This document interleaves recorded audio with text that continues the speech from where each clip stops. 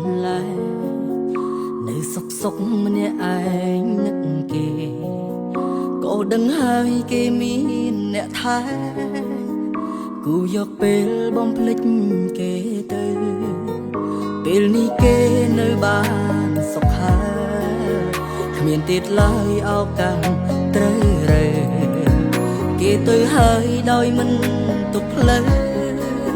ភ្លេចគេទៅនៅចាំធ្វើអ្វីប្រហែលមានតែយើងចាំរឿងចាទៀងដឹងច្បាស់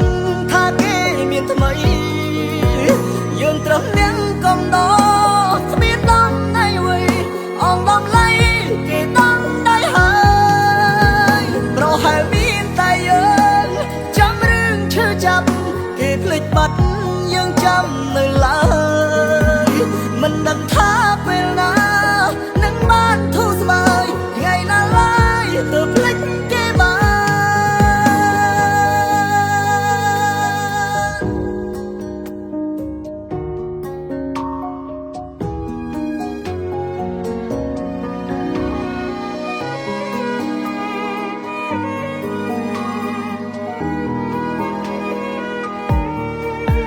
ពេលនេះគេនៅបានសុខហើ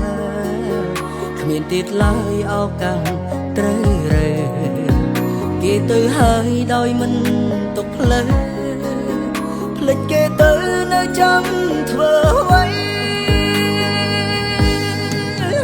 ប្រហែលមានតែយើងចាំរឿងចាទៀងដឹងច្បាស់ថាគេមានថ្មីយើងត្រូវនាងកំដរស្មានដំណៃអ្វីអងដំឡៃគេដំដៃហើយប្រហែលមានតែយើងចាំរឿងឈឺចាប់គេភ្លេចបាត់យើងចាំនៅឡើយមិនដឹងថាពេលណា